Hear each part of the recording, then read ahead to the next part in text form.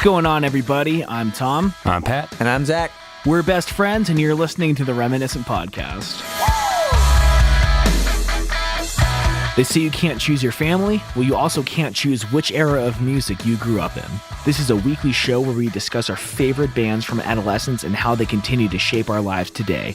Each week, we'll head back to the early 2000s and take a closer look at the cards we were dealt.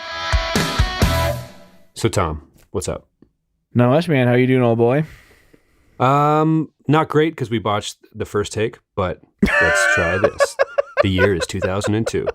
What I want everyone to consider, well, first of all, basically you all seem to, based on the listen count, thanks for the downloads, loyal listeners, find us at _reminiscent.fm, but the Something Corporate versus Linkin Park album episode, the 5 for 5, where we take 5 things about one of our favorite albums, kind of go head to head. You could call it a competition, but you'd kind of be wrong and right at the same time. We mostly just are trying to appreciate as much as possible based on like what people asked for on Twitter and things like that. So thanks for interacting and all that. We wanted to try that experiment once more. And to kind of set the stage, I want you to consider how useless everything in the world that you've ever talked about is by Googling 2002 movies and looking hard at that list and thinking about everything you've talked about every day for the last, since you like were born basically, and think about just like what you're about to listen to for the next 40 minutes, what you've listened to before that or after, wherever you are, and just look at that list of Minority Report, Spider-Man, 28 Days Later, Gangs of New York, Signs, The Ring, Lord of the Rings, Two Towers, Harry Potter, The Chamber of Secrets, Road to Perdition, The Pianist, Catch Me If You Can, Lilo and Stitch, Punctual Glove, Goldmember, Born Identity, 8 Mile, Chicago, Bowling for Columbine, Star Wars Attack of the Clones, Resident Evil, Ice Age, Eight-Legged Freaks, oddly enough. Anyway, you get the idea. 2002 was such a weirdly underrated year for movies. While Thornberrys, the movie, is not a great example, but it's also on the list. My Big Fat Greek Wedding, if you can believe it or not. Spy Kids 2, low-key great. Ooh, Vin Diesel and Triple X. Yeah, the Scorpion King. The Scorpion MFing King. I think my point here is we're going to talk about 2 albums from that year, but anything you listen to for this whole week, just think about, man, why does nobody talk about how 2002 was possibly one of the greatest movie years for rewatchable flicks? Anyway, it's important stuff, people. But Tom's here to defend in one corner of the ring. Simple Plan, is that right? Yeah, but I just saw that Kung Pao Enter the Fist came out in 2002. I'm so distracted. What a year. My God. Yes. Yeah, even the bad movies on that year were like classic bad movies. Mr. Deeds? So. Jesus, I love that movie. But yes, we are here today to talk about 2 bands that have been often categorized as poser punk, right? Is that fair? Yeah. Yeah. There's a lyric totally on fair. One of the albums I'm going to be defending that addresses that very issue. That they themselves are poser punk? You want me just to get right into it? Let's do it. What are we talking about? Okay. You are handling balls and all balls or no balls and no pads, no helmets, just balls by Simple Plan. Right. Which is a very important one to you in your childhood, right? I think all of Simple Plan's hits that you could probably think of were on that one. There might be one from another album, but yeah. Gotcha. And I will be talking about, but Tom likes this one too, so it's not really like any bloodlust here, but The Young and the Hopeless by Good Charlotte, which is, man, a barrel of bops if there ever was one, if I had to say. But I'll start with my first one right away. Like you said, Tom, these were kind of like bands that you never really bragged about being into. Is that fair? Yeah, I always felt insecure, which is sad, but I felt insecure admitting that I liked these bands. You know, we talked about recently, we did a Desert Island episode, Junior High edition. You know, Give Up came up, the Postal Service record. But I think Young and the Hopeless, it's a bucket of bops, but it also might be a low-key greatest pop punk sad boy record of the early 2000s if we ever did that list officially. Okay. There's a lot of they go deep into their feelings on that one, and I think we'll get into that a little bit later. But addressing the poser pop punk whatever, I remember, was it one of the Guinan brothers or somebody was just like, man, they're such posers or whatever, and I was like, man, you're telling me. I had to like ask around for the next week to find out what poser meant, but basically in this album title track, Young and the Hopeless, he talks about people try to tell me what punk is, but when they see me in the streets, they have nothing to say, which was kind of interesting that he even referenced the talk surrounding the band on the record itself before they even kind of blew up. I don't know if you had any thoughts on that, because again, it's not like we're defending these to the death. We both like Young and the Hopeless, but did you feel any of that? And what do you have? Do you have any thoughts? Because it seems like they definitely played into, I don't know, the blackened eye stuff, kind of, right? Yeah, I mean, I don't know too much about the band themselves. Just the look. Like, if you watch the music video for Lifestyles of Rich and the Famous, right, they're just like, okay, they are gelling their hair into spikes, and they're trying to be like, they're dressing the part, but it's kind of a poppy sad boy record. Like, it's a bunch of well-written, like, catchy songs. Like, there's nothing like intimidatingly, like, you don't have to earn anything. Like, you know, kind of I don't know, is it fair to say that music that's, quote, cool isn't necessarily the most easily digestible, and that's why pop is pop, et cetera, right? This is closer to, like, very catchily written good songs. Almost like they're closer to Fountains of Wayne than they are the Ramones, I guess I would say, right? Is that fair? But they dress as if, you know, they all had Johnny Rotten tattooed across their chest or something. You know what I'm trying to say? Like, they definitely like played a certain look, but just wrote really catchy, good early 2000s pop punk music. So, but the role they kind of write about is just like, we will kill you if we have to, but don't hate us for writing catchy songs, I guess, is kind of like the MO of the record. Is that something you would agree with?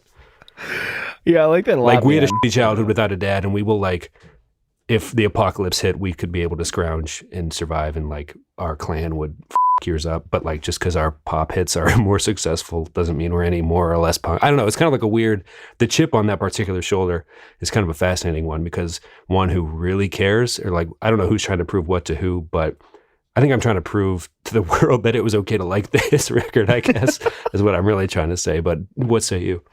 Yeah. I mean, I felt it at the time because, I mean, when I first went to public school, there were like some actual punks there and like nice people, but like, you know, the studded leather jackets and stuff, I'd never seen that before. So it was like, oh man, these dudes are for real. They grew up in the hard suburbs, right?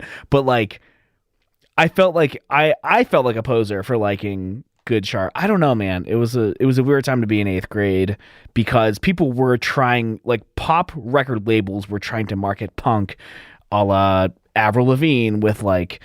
Well, it was weird because not Spencer's Gifts, Hot Topic, like Misfits t-shirts and and Ramones t-shirts, black tea culture was kind of either making a comeback or whatever. But I guess you had to wonder how many people were actually listening to like Ramones deep cuts, you know, with their sleeveless cutoffs. Like, yeah, sure, okay, I don't know. You know what I'm saying? Like, it was definitely like the poser culture of everything was like, okay, yeah, sorry, I don't have any Ramones B-sides on this like road trip mix I made to go to Cedar Point with my church, but I'm going to go ahead and listen to the anthem on repeat for the next 3 hours. Thank you very much. You know what I mean? I don't know. It's just how many 2-minute songs is going to last me on this drive to freaking Sandusky, Ohio? Who's to say? I'm just saying, everybody that was hating, I feel like it was a weird time to, like, you were either, I guess for you coming from Catholic school, it must have been weird to see people with a total freedom to wear whatever they want, get to choose to kind of put on that face that Good Charlotte was putting on. Like, hey, this is what we are. If you didn't have a clue, we are wearing the uniform for it. So this is what we are. Let me skateboard away from you, good sir. So long. Yeah, I mean, anything that's on the radio is just pop music with a different coat of paint on it, right? I mean, I'm fine with that. Simple Plan and Good Charlotte were both this attempt at reaching, you know, a different audience through the same pop music. Yeah, but I guess Simple Plan, they played it a little more true. They basically dressed like Mark Hoppus would, right, with socks and short. You know, like they dressed like, I don't know what you even signify that as, like more skate prep? I don't even know. But yeah, it was just kind of bizarre to me that such a catchy, good record was made by people that portrayed themselves so eye blackishly, I guess. Yeah. No, yeah, that's fair. I guess as a fan, I am curious why they even went that route. Or maybe that's just who they felt they were deep down or whatever. Because how many people that look like that are on the radio? Like, it's easier to differentiate yourself when you have, 3-foot Liberty spikes and you're a pop artist, because most pop artists look like pop artists. So it's like, oh, look at these. What are these punk rock dudes doing in here? Like, everyone knew who they were because of their image. Yeah, that's true. That's true. It was a talking point for sure. And an oft burned CD, if I do recall. Yeah. I actually, I'll let you, I shouldn't steal the spotlight too much. But yeah, what's your first takeaway from Pad's Ball? I mean, this is their first big collection of hits coming fresh out of Canada, or what was Simple Plan's? Where were they in their career when they came out with this one? This was their debut album, which is astonishing. Like, they definitely had some money behind them, but they weren't manufactured. Like, they all went to high school together, and it's honestly incredible that they still to this day have the exact same lineup that they did on day one.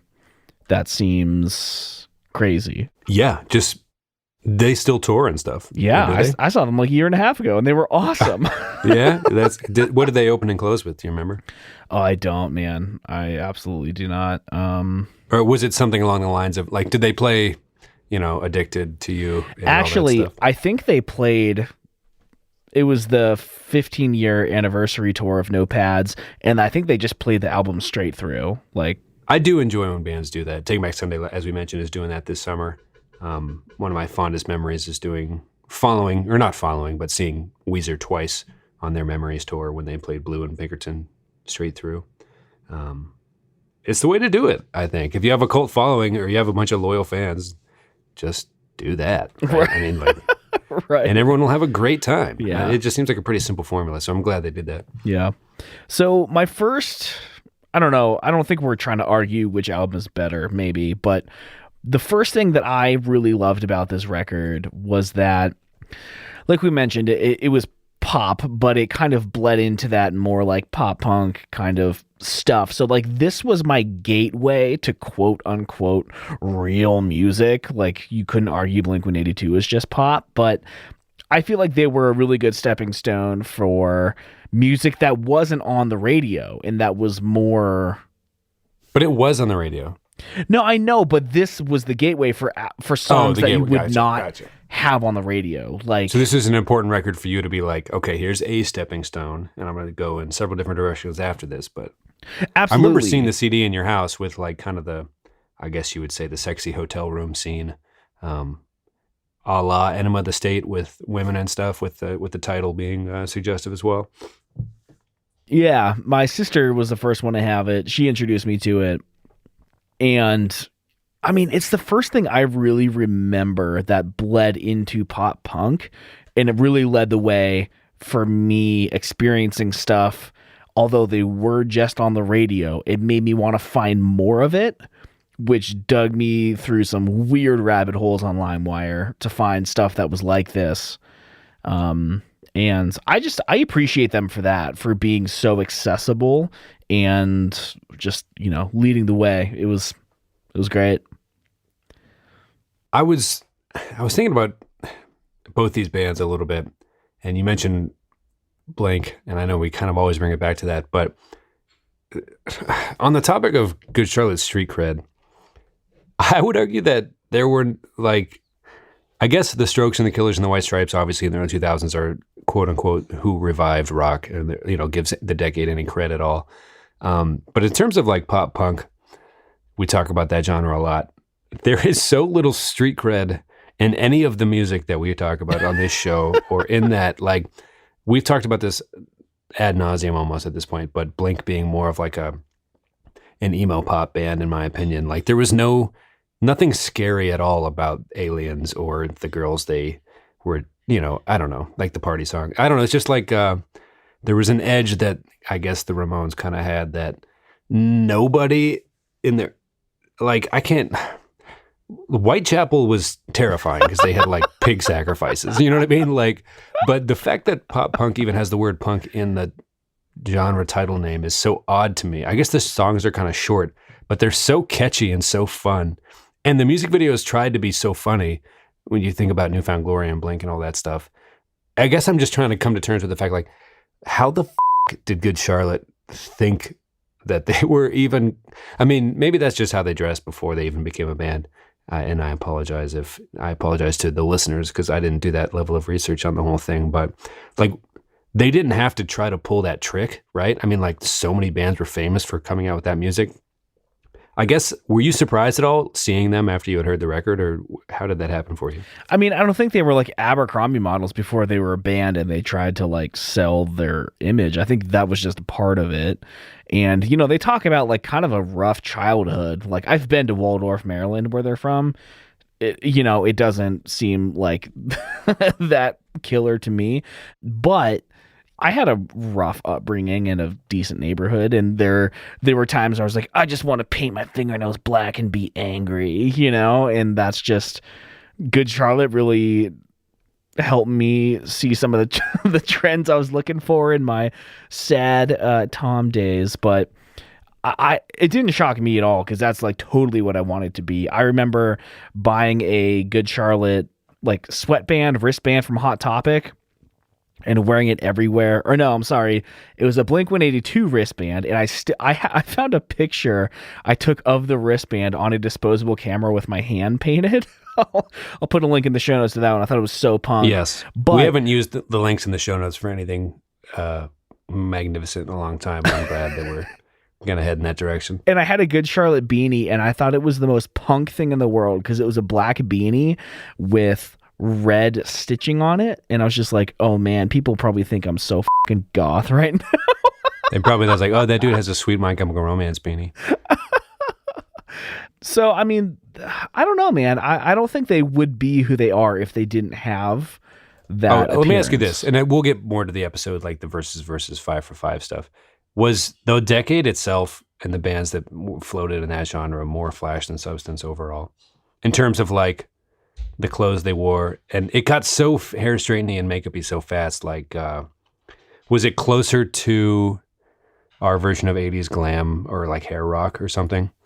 Well, I mean, you could say the same thing about like current trap artists with like the tons of tiny face tattoos. And I mean, is that the current version of what this was? Oh, interesting. Maybe. I don't know. Like, which character will play the best? Is that what you're saying? I don't know. I mean, I think every decade has their genre that definitely had more flash in it than most. But I don't think these, I mean, especially Simple Plan, they were pretty inconspicuous in their appearance. But Good Charlotte, I don't think they were, obviously with their fucking triple platinum record, I don't think they were more flash. Yeah, I can't believe it went triple fucking platinum. This record was Bop Nation. And No Pads, No Helmets, Just Balls went double platinum. So holy mother of hell. Right? What were the hits? Addicted to You, I'm Just a Kid, which we would have mentioned I Was a Kid already in this show had we done the Little Nicky versus Cheaper by the Dozen soundtrack battle that we've been waiting to do for months. Which, Cheaper by the Dozen, it's low-key, great soundtrack. But high-key, great even. Yeah, one day, man. One day we'll do perfect. Little Nicky versus Cheaper by the Dozen soundtrack battle. I also just decided right now that in the course of this episode, I will casually weave in every one of their song titles into conversation seamlessly. Cool. I will not know until you get to Addicted that it's happening. So I just did too with One Day in Perfect. Hey, good for you. Again, you even said it, and I was like, is he doing it? No, all right. Because I only know their radio hits. Simple Plan was definitely a band I was maybe scared off by the whole, like, oh, they're lame. I don't know. There was the whole pre-notion. Well, the thing about the Good Charlotte records, and this is my other point, I thought that as track 1, A New Beginning, it starts off with, okay, if you go and Google the theme music track to Edward Scissorhands, that movie scared the bejesus out of me at a young age. Jumanji and that movie I saw probably 2 years too early for my age. Yeah, and same. it just they both wrecked me.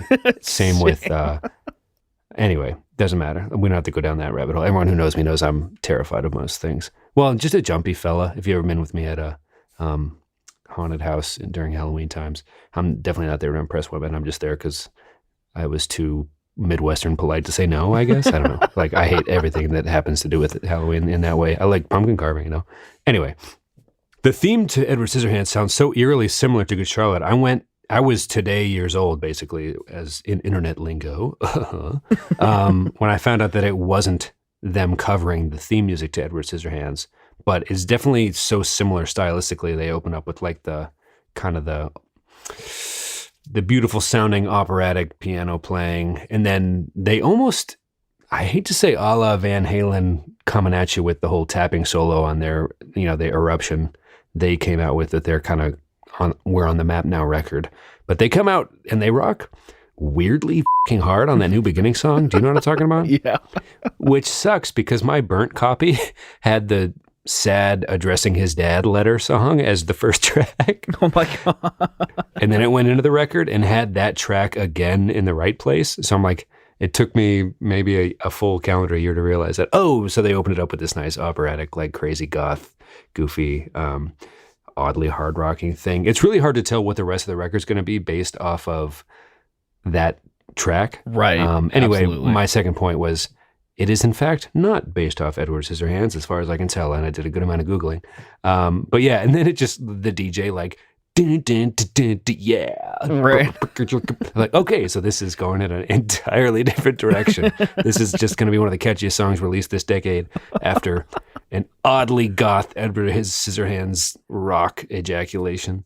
But cool. I'm into both of it. I like everything that's happening. I just don't understand it at all. Oh, that's what they dress and look like? Oh my, what the is happening? But I like it all. Anyway, that's my point two. What was it is point not one? Edward Scissorhands. Point one was the lyric in the album title or track title or whatever, title track, where he says, people try to tell him what punk is, but when he sees him in the streets, they have nothing to say. Okay. So if you want me to like commit assault, I will, but I'm going to keep writing catchy songs. You fucking, cut off your sleeves, you dill holes. You fucking casual. Yeah, you're the poser. I'm not the poser. You're the poser. So anyway, I just wanted your thoughts on that lyric. And then my second point is that first track is incredibly interesting and artistic and great. And I went years thinking it had to do with their appreciation for the movie Edward Scissorhands, which in fact, as far as I can tell, absolutely is a falsity. Oh, it's so funny. So something that I learned today in the research of this episode, which first of all, there is a surprisingly small amount of fun facts for this album, considering how huge it was. Most of the Google results are about their 15-year tour. Your first one was what again? It was my gateway to quote unquote real music. Oh, yeah. So one of the things that I did learn, which was like the first result on Wait, so Google, did you rock this before you got into any Linkin Park albums and stuff? this would have been after. After. Yeah. Okay. So one of the like few, not even fun facts, but just stories about this album I found absolutely blew my mind.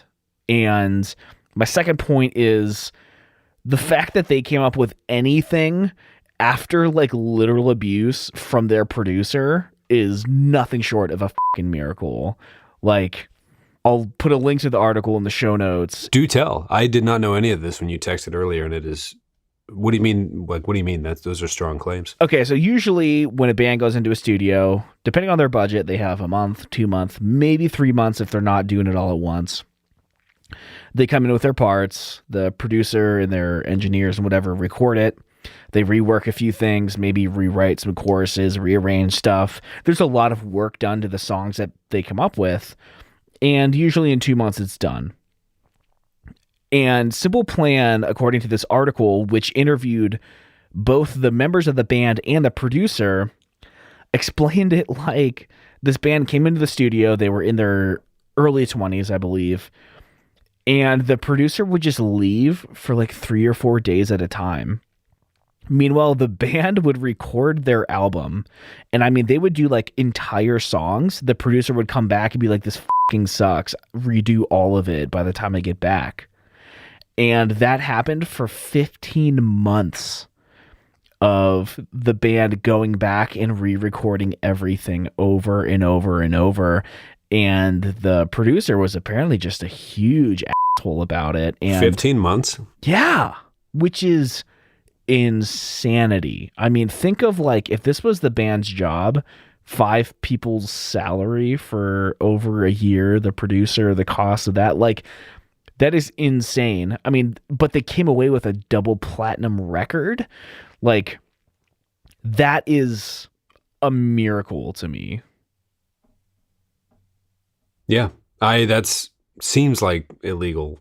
It feels illegal. You know, certain things in life you're like, oh, that feels, you know, people like talk about them not getting the raw deal at work or something like that. That feels illegal. That doesn't seem like, you know, labor laws would allow for such a thing. Yeah, it's crazy, man. You know what I have to say? What?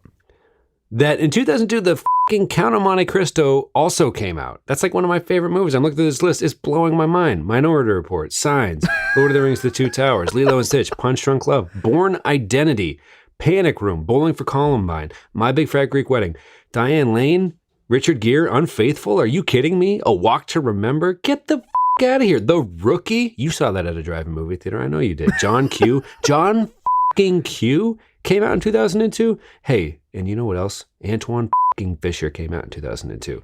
Antoine, Frida. The Frida Kahlo movie came out in 2002. Unreal. I can't get over this. It's a freaking shame. 2002 doesn't get enough credit, quite frankly. Point number 3 comes in the form of a couple of cameos in the music video for Lifestyles of the Rich and the Famous. Which, subpoint, I had no idea. All the stuff he mentioned is the wrongdoing. I did not get the OJ reference. I did not get the Mayor of DC reference. I'm just like, oh, I'm sure those are political things that, you know, I was right on the cusp of like, yeah, they're really sticking it to the man here, but I am unfamiliar with these news stories for sure.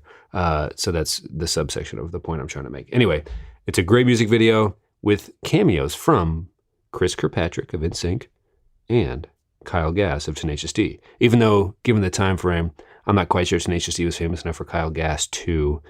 This is definitely several years prior to The Pick of Destiny, so I'm not sure it was a cameo as much as just an acting gig for him. But still a very fun music video to revisit. Almost worth an episode of this show had we continued on our streak of early 2000s music video breakdowns. Pretty close, I'd say. Pretty close. But yeah, I guess after New Beginning, the anthem comes out of nowhere. Not out of nowhere. Well, kind of out of nowhere. Just like, oh, wow. And then Lifestyles of the Rich and the Famous follows up after that. And it is just, they come out swinging. And the music video features Chris Kirkpatrick. And there's just so much weirdness in the clothes they wear. You're confused and you're like, wait, are these two of the best songs of the decade? And I'm still wondering why this is happening or what's happening or what the legacy of this record's going to be.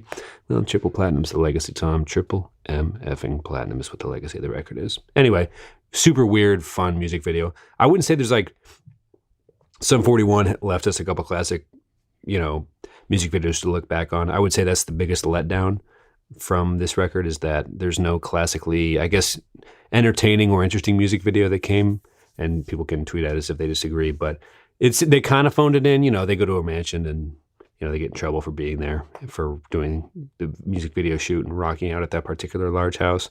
But yeah, that's probably my favorite part is that Chris Kirkpatrick probably did it after getting ripped by Eminem in that one song, just to up his street cred, I guess, probably. But very interesting decade for Chris Kirkpatrick, who, according to Marshall Mathers, could get his ass kicked. But he was not saying that year because, as you know, he was hard at work on 8 Mile.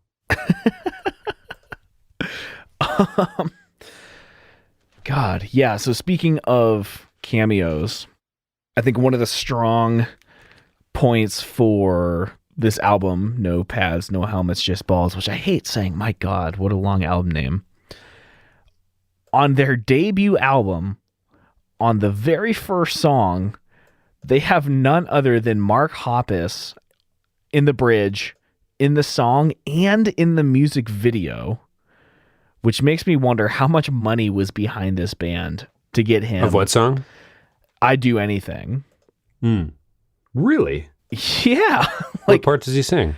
I close my eyes and all I see is you. And he does the na-na-na, na-na-na. He would do the na-na-na. Right? And at that age, I was... 2002, you kidding me? Is there like, hey, we need somebody to say na-na-na. What year is it, 2002? Get me Mark fucking Hoppus right now. What month of recording is it? We're 14 of 15, sir. Yeah, get me Mark. We'll close this shit out. So this was like a little bit before Blink-182 really hit with me. Like I already knew all the small things, but I didn't really know anything else. And I remember watching this video being like, who's that guy? Is he in the band? Like not knowing I was like looking at like my future idol. But it's just, I mean, if you want to talk about street cred, for opening song of your first debut album, having Mark Hoppus on it, that's pretty ballsy. It was done well, and I really, really respect them for that, for sure. Are they the Beatles of Canada? Did they take America by storm? If there was an Ed Sullivan show at the time, would you have been like, Simple Plan? Will you please do this thought exercise with me, even though it is not worth anybody's time? Well, I texted you a Vimeo link today where Simple Plan had their very own Scooby-Doo episode. Okay. Can we talk about screeching halt sound effect? Club horn. Nope, not club horn. Back to the screeching. Their cover of the Scooby-Doo theme song rips. Is a fucking bop. It might be the best bop of any song we're talking about today on either record. That might be their greatest achievement, if I had to say. Hey, I'll meet you there on that point. I mean, they were in the episode. They had an episode of themselves, or like, was this for the live remake with Freddie Prinze and Lindsay Cardellini and all that? Or I guess Sarah Michelle Gellar would have been the other. You get the idea. Of the voice actors, or what? What are you talking about? No, did Simple Plan get tapped to do that for the live action remake? Oh no, this was just for one of the animated episodes. Right. I'm saying, like, how did that even come together? Like, how did they even get paired with Scoob? That's my question. With the Scoob, no idea. Into the greater Scoob universe. Scoobiverse? Scoobiverse. Also, for the record, very down with the Scoobiverse. If you want to carve pumpkins around Halloween and not go to the haunted house, I'll watch Scoobiverse episodes and carve pumpkins and not do that other thing. Sorry to tell you, man, but I won't be there. Boom. You won't be where? 4th song title. You bastard. Sorry, this is the worst day ever. I'm sorry. 5. Worst day ever? You work another one in or what? You're just saying mean things, and now I'm like, oh, this record must have been oddly moody because Tom usually is friendlier than this. Yeah, sorry, dude. You just don't mean anything. I don't care what I'm saying right now. No. gotta slow him down a little bit. Coming out. You're such a riot girl. All right. You're so young and hopeless. This is bad. Let's move on. I'd do anything to move on right now. We need a new beginning. We're moving on. Don't be so emotionless. The happiest day that nope. Basically, so this is not a point, but I'm looking at the track list. They're like, hey, we're possibly the best pop band ever. Like, great songwriters. We might have a career for this. It's like, oh, by the way, we have like a bunch of dad and suicide stuff. That's going to be most of it. But yeah, the first 3 record tracks are going to be, I don't know. It's a very interesting record. Can I just say about My Bloody Valentine? Which is the Good Charlotte song. Around the time I was very into musical theater, and whatever show it was, or if it was like a review or whatever, there was a song called My Funny Valentine, and I really loved the song in the show. And I remember checking LimeWire to try to find it, and I kept getting My Bloody Valentine. It's like, this is not what I'm looking for. This is not romantic. And I guess I knew who Good Charlotte was at the time. I don't think their name was on the song track, but yeah, looking for Broadway musicals, getting Good Charlotte happens all the time. Well, right? I'm trying to put into context how good this record was. Bloody Valentine could have been like a hit for some C tier band. Like, that could have been Matchbook Romance's fucking hit song for all I know or care. Girls and Boys could have been Girls Like Boys' hit for all I know. Like, it was of a quality of their hits.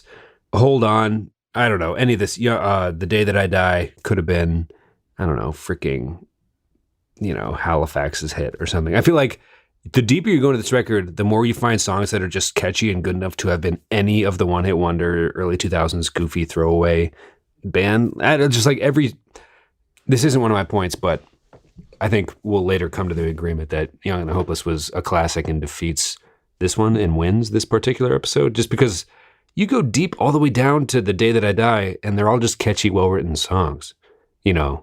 Spiky hair aside. It's really uncanny how they went from Warped Tour pairing with Blink-182 trying to get their name out on a self-titled record that didn't do that well, to them going into the studio with, who's it, Paul Valentine? Eric Valentine. Eric Valentine. Who is who again?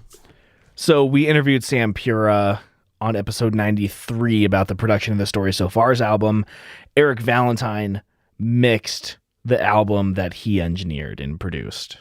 And he's done work with a ton of bands. Yeah, right? He's huge. He's legendary. Can you name a few? I forget them at the moment.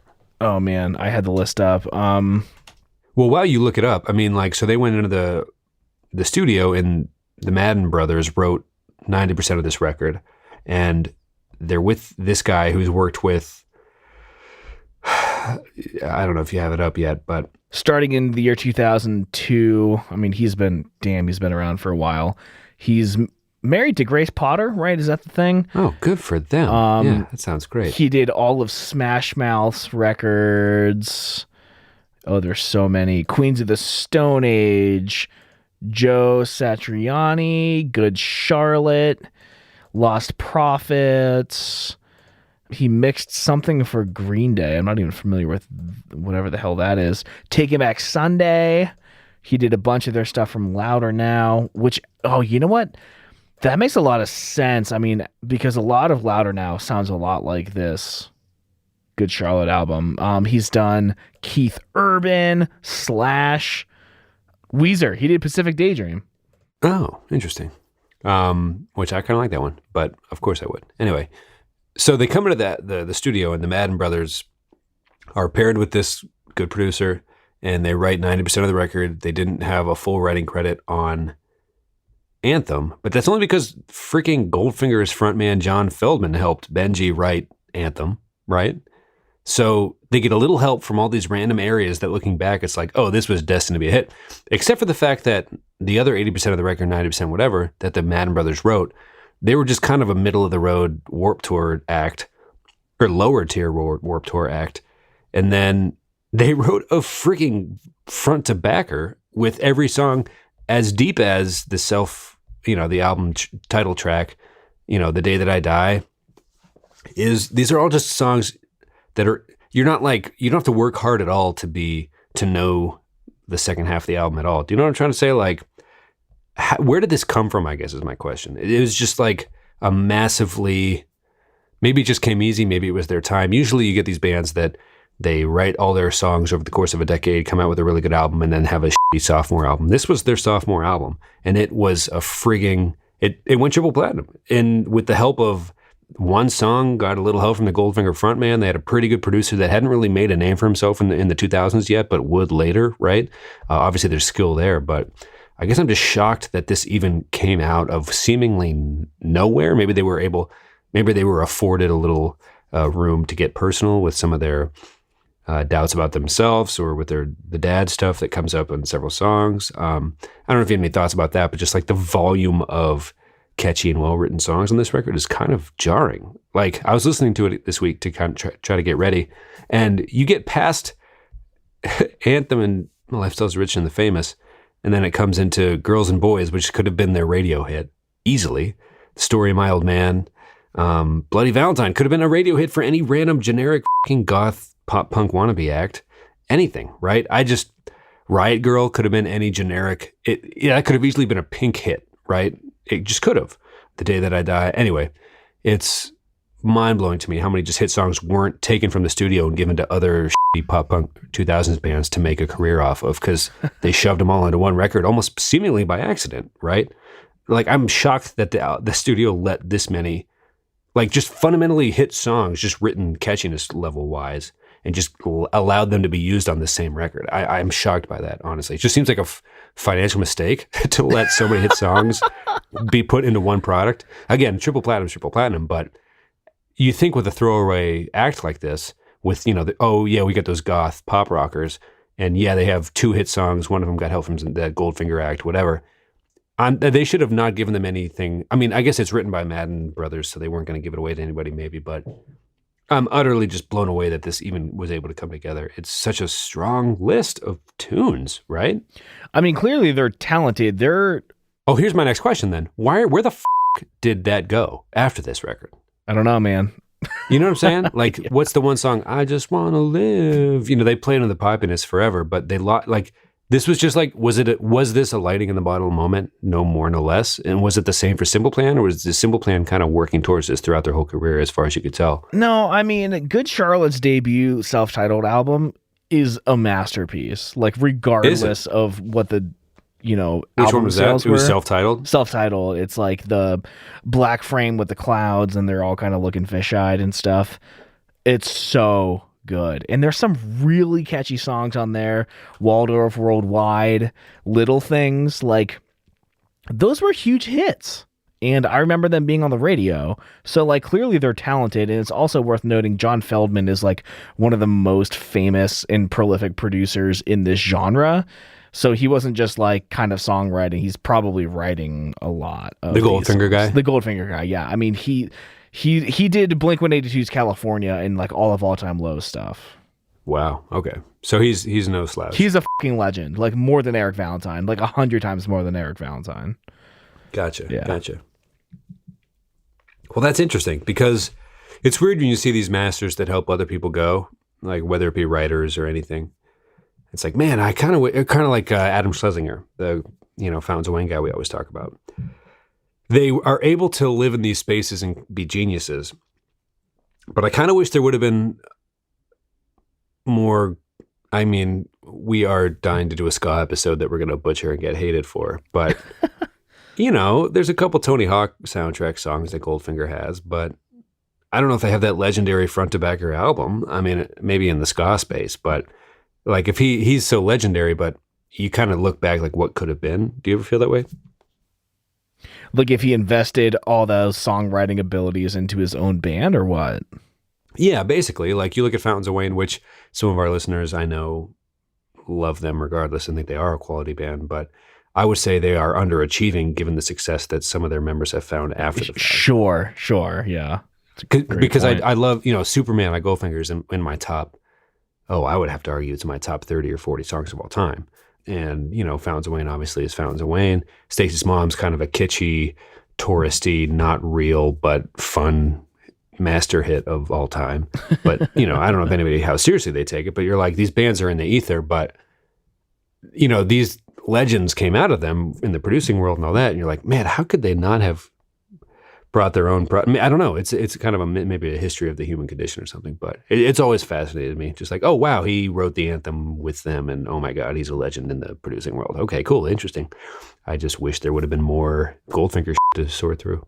Well, I think it's also a lot easier to help someone with a different project because you're not too close to it. Like producers, probably most of them cannot write their own music, but they can take an idea and make it something amazing. And that's just like maybe that is a specific skill that. Oh, by the way, here's one of my points, and I forget what number we're on. Another loser anthem. Whoa, another loser anthem. I guess there was some prodding from the studio to come up with a song that was similar to their self-titled album. Come up with another loser anthem, and they included whatever quote from one of the execs was.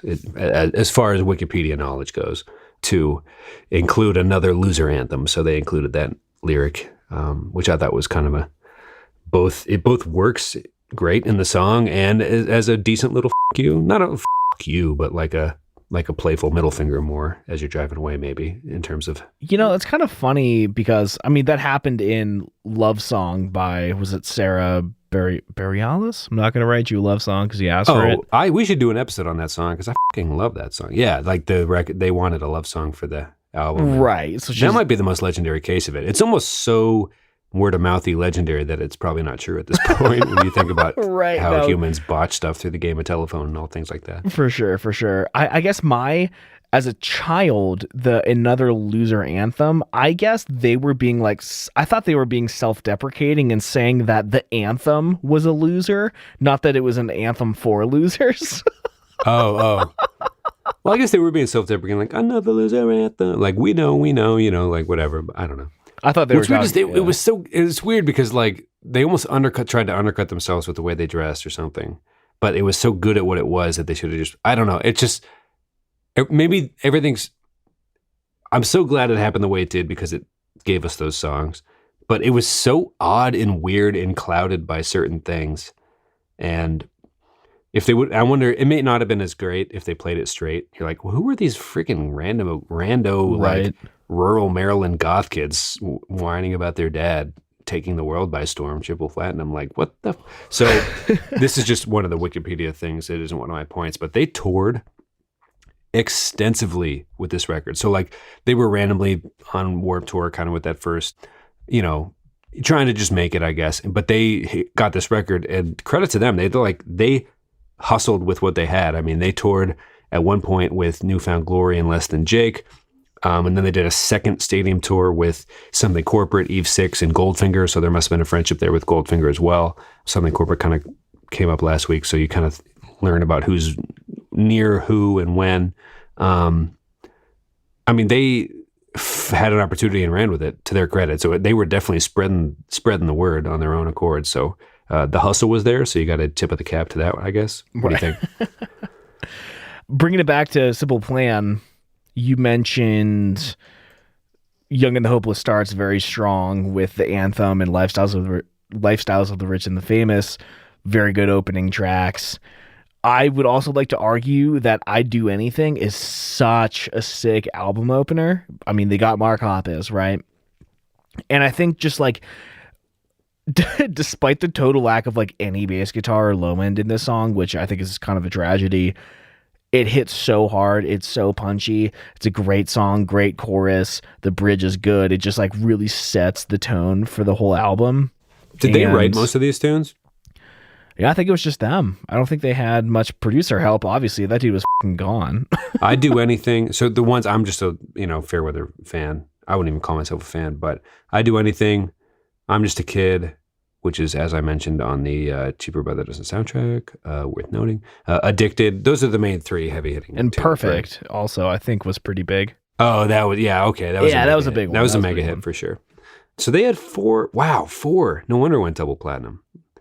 Who were they touring with and stuff? What was the buzz at the time? And I guess what kind of blew my mind is that these records came out in the same year, because I associate with Simple Plan being 5 years earlier than the age I was enjoying Young and the Hopeless. But it's kind of messing with my own brain wiring to realize they came out in 2002, which is the same year that John Q and the Thornberrys movie came out as well, not to mention 8 Mile, as we've mentioned. So putting all these things in one calendar year back then kind of with my whole human concept of time, where you're like, when you're younger, things just last longer, and then you're older and years fly by. But you're like, wow, what a year. Yeah, I mean, I always related these two bands together like they seemed like a pair to me. Oh, really? So the fact that they came out on the same year was actually pretty tasty for me. I like that. Okay, yeah. Have we gone through our 5? I lost track because I just am like, wow. These are just, again, not joking aside, in a year probably better known for movies like pop punk, they kind of set the stage for. Did they do any stage setting? It's hard to even. I mean, early in the decade, maybe they did, because I'm not sure it was so. I mean, it didn't get like bangy and tight jeansy until 2008. So this must have been pretty early on in the pop punk stage setting game. Yeah, I think it was still. I mean, the 2008 stuff wasn't on the radio either. I mean, we're not going to do... I mean, there's a Versus episode we want to do in 2005 where it's the Panic at the Disco versus Fall Out Boy. Under the Cork Tree versus... What's the Panic episode? Or album? A Fever You Can't Sweat Out. Right. That's 3 years after this. So maybe they did more, pathfinding than we are giving maybe Simple Plan credit for, I guess, or Good Charlie for that matter. Well, okay. I'm going to give my final nail in the coffin for if my argument is that the Simple Plan record is better, this is just irrefutable. Simple Plan got away with saying dick on the radio. Yeah. Yeah. They did. And it blew my fucking mind. Me too. I was 12 and I was like, oh my God. Trying to do a bad Cartman impression at the time, probably as well. So yeah, I mean, I think that they were both very important to the decade. They both really, I think, opened doors for a lot of bands to come after them, kind of see what they were doing, build on it, expand on it. It let a lot of people like myself who were only familiar with radio pop, like, it allowed us to kind of transition into that scene that they were kind of playing into. And they both fell the hell off after this. So it's almost just like, thank you for your doing what you did, because they didn't really reap the rewards, seemingly. I mean, I guess one of the Madden brothers grew up and dated Nicole Richie or whatever, but like, they're both famous and probably paid well, but, or maybe not. I don't know. What's the life of an early 2000s pop punker at this point? Probably reunion tours. You saw Simple Plan and stuff. We always say that these bands kind of fall off the map. And I mean, Simple Plan's next album went 4 times platinum. What?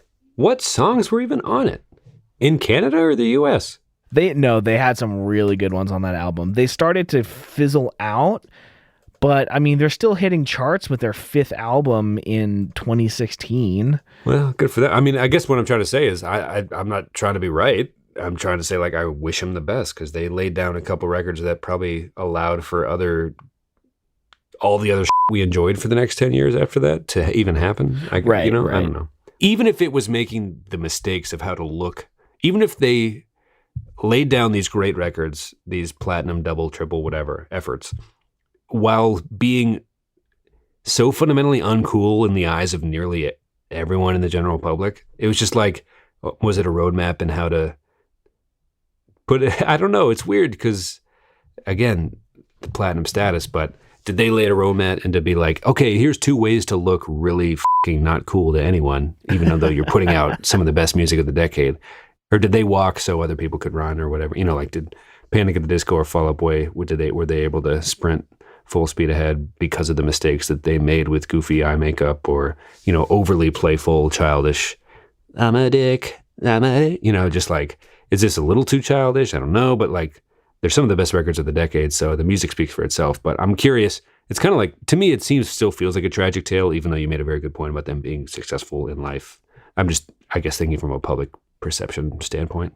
Well, in the case of Good Charlotte, it's almost kind of poetic, because it's like, we're misfits, we don't fit in anywhere, so they dress up like punks, and they don't even fit in with the punk community. So like, right, and then is it self-fulfilling? They write one of the best-selling records of ever, right? Again, it's not up there with Fleetwood Mac or whatever. That's not what I'm trying to say. But like, and they don't fit in, you know, whatever. Good for them, I guess. Yeah, good stuff, man. We owe them, I guess, right? I feel like Absolutely. we do. Those are major bricks in whatever, you know, wall we're trying to build of like what led to what. It's weird fitting these two on the timeline in my brain in 02 together, but long ago enough for Chris Kirkpatrick to be in one of the music videos. So I'm glad we're not burning through the decade too quick. I'm glad we did this, to be sure. If I haven't done a 5th, I guess the band they used before one of the tours or during the record became aware they needed a drummer and introduced them to Chris Wilson. So there's a little connection with the Used there. I don't know if I needed a 5th or not. I haven't been keeping track. But yeah, they toured with cool bands, hung out with people we love. And yeah, I would say I felt bad because you love this record too, but I didn't know the Simple Plan one. So you could have just as easily represented Young and the Hopeless. But well, I didn't know that as a full record. I knew the singles. Oh, okay. Yeah, I mean, I listened to it. The Burns version I had the sad Letter to Dad song first, which, again, it goes deep. Hold On is probably the moodiest emo song ever. It's very good. It crosses some genres. It definitely gets in the feelings as the record goes on. The Letter to Dad song is kind of crazy. It's almost like it goes from genre to genre per song. That's why I'm surprised they weren't hired by the studio to just write hits for any artist signed by the label. You know what I mean? Because every song is a hit and could work over multiple genres, and just they had a knack. It's so crazy to me. It's just crazy to me that this even happened, that there's that many good, listenable, catchy songs on one record. But anyway, I'm repeating myself. That must mean it's time to wrap it all up. Let's give a song of the week and a quick Ron Carnage shout out. John. Yeah, I'll keep it quick. I'm not over the Charly Bliss record yet. Capacity is just, I love it. So I'm not cool. I can't keep up. I just listen to Charly Bliss. The t-shirt is still something I would like to make and wear. But honestly, sever every microscopic atom of connection to any preconceived notions you had about the band, because they're great. So mine for this week, The Dangerous Summer, keeps putting out singles in anticipation of their, I believe, June release for their album Mother Nature. They put out a song called Bring Me Back to Life, which, if it were me, I feel like that is too similar to the Evanescence song. Would not name one that, but I like the song. And they're from Baltimore. Saw them a lot in my early 20s, and they're still out there killing it. And it was produced by Sam Pura. So we were talking about getting him back on the show to discuss the album. We'll see. You should. I don't know. It'll be fun. You should. It'll be very fun. Also, while you're waiting, listen to the Evanescence episode. Right. So Ron Carnage, we got to make this quick. We're running pretty long here, but yeah, we've got some pretty big Carnage news. Pretty big Carnage news? Pretty big Carnage news. We sold one more book today. Whoa. But really, I don't think we haven't done a Pod Carnage since the book came out, but I received an email a little over a week ago from our local bookstore where Ron Carnage is on consignment, where you can find it in the store. And they were asking Aaron Matthews to be featured for June's local author happy hour. Whoa. You should club horn it, I think, at least twice, if not 3 full times. The sample I have only has 3, so let's run. Oh, well, fair enough. Use them all, baby. Use them all. So, yeah, Aaron Matthews is not a person. Since I'm the one that lives in Colorado, I will be there attending, representing there in his place. Are you nervous? Like, what the hell is it even? Like, what's going to happen? Because mostly I can't even believe that this is happening. I know. So I asked one of the girls that works there, like, is it just me or are there like several authors? And she said there's usually 2 to 3. So there's no pressure. It's totally laid back. It's not like a big event book signing thing. They just have like special deals on the first Saturday of every month. They have local authors attend and they have like a display for their books. They send out a newsletter. They make an event to celebrate their local authors. So that's us, man. Radical. Aaron Matthews. It is the big time. The height of absurdity, for sure. The height of absurdity is right. That is the most... well, it's very fun. I'm excited for you to have a good time with it. Well, I love you, man. Can't wait to see you in a couple weeks. Yeah. I am having trouble focusing at work because of how excited I am for you and Zach to come. Same, dude. Same. Yeah, we somehow managed to botch the first 10 minutes we recorded. I'm sure you had just heard it. If not, you're going to hear it soon. But yeah, Ron Carnage, $2 ebook, Amazon. If you have a flight coming up, download it, read it. It's something Tom worked very hard on, and it's kind of funny. I mean, it's goofy mostly, no love lost. It's not going to drain too much of your brain energy or anything like that. So worth $2, I'd say. Or go get a couple honey buns. 3, maybe? I'm not sure what the price of a honey bun is nowadays, but... I mean, or get the paperback version for $17, man. It's worth it. Yeah, but I'm just saying, like, it would be so easy to just go spend $2. That's all. All right. I mean, obviously Tom's a better businessman than me, but yeah. Anyway, it's absurd that you're going to go do an author reading for a fucking thing that came from this show.